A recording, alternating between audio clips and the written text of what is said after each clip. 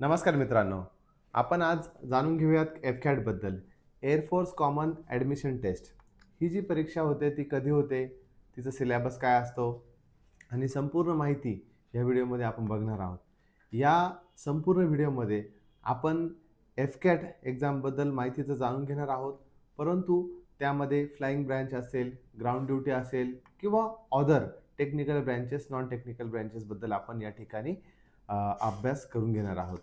त्या ठिकाणी सगळ्यात प्रथम ऑनलाईन ॲप्लिकेशन केल्यानंतर सी-बी-टी होते. सी-बी-टी म्हणजे कॉम्प्युटर बेस्ड टेस्ट. त्या ठिकाणी 100 क्वेश्चन असतात.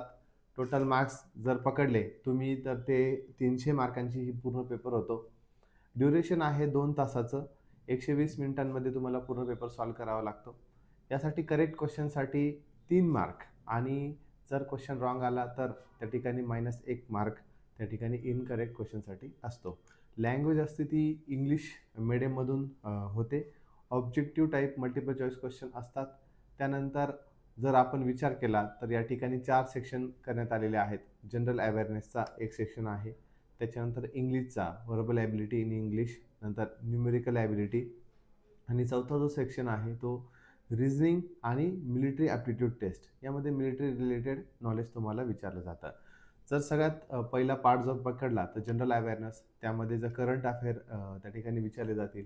हिस्ट्रीचे क्वेश्चन असतील, जिओग्राफीचे क्वेश्चन असतील, त्यानंतर पॉलिटिक्स किंवा डिफेन्स रिलेटेड जे क्वेश्चन असतील त्या ठिकाणी तुम्हाला विचारले जातील.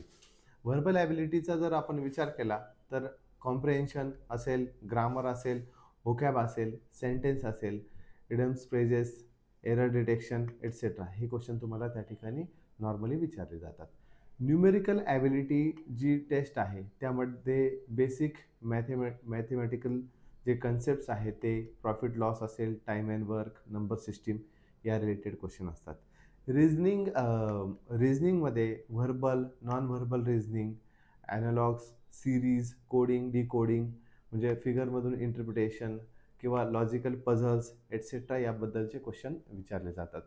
जर आपण एफ-कॅटची इलिजिबिलिटी म्हणजे पात्रता काय आहे जर विचार केला तर मिनिमम एज्युकेशन काही पोस्टसाठी तुम्हाला 12th असायला पाहिजे आणि काही ज्या पोस्ट आहेत त्यासाठी ग्रॅज्युएशन मॅन्डेटरी आहे.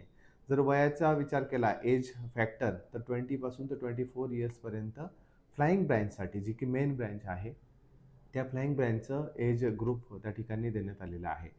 सिलेक्शनची प्रोसेस जर आपण जाणून घेतली तर रिटन एक्झाम एफ-कॅटची होते. म्हणजे आधी ऑनलाईन ॲप्लिकेशन फॉर्म, नंतर रिटन एक्झाम. रिटन एक्झाम झाल्यानंतर AFSB म्हणजे एफ-कॅट सिलेक्शन बोर्ड जे आहे एअरफोर्सचं त्या ठिकाणी तुमचं SSB होतो. नंतर मेडिकल एक्झाम होते.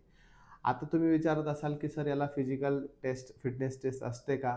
तर हो, तर यासाठी फिजिकल फिटनेस टेस्ट असते.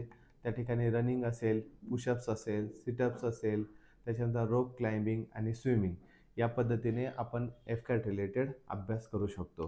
तर मित्रांनो, ज्या विद्यार्थ्यांना एफ-कॅट रिलेटेड म्हणजेच एअरफोर्स कॉमन ॲडमिशन टेस्ट ही परीक्षा द्यायची असेल, ज्यांचं इंडियाचं स्वप्न अपुरं राहिलं असेल किंवा ते कंटिन्युअसली CDS, OTची तयारी करत असतील तर एफ-कॅट ही सगळ्यात बेस्ट एक्झाम आहे. तुम्ही त्याचा फॉर्म आलेला आहे 2026चा तो फॉर्म नक्कीच भरू शकतात. अधिक माहितीसाठी दिलेल्या नंबरवरती क्लिक करा. जय हिंद.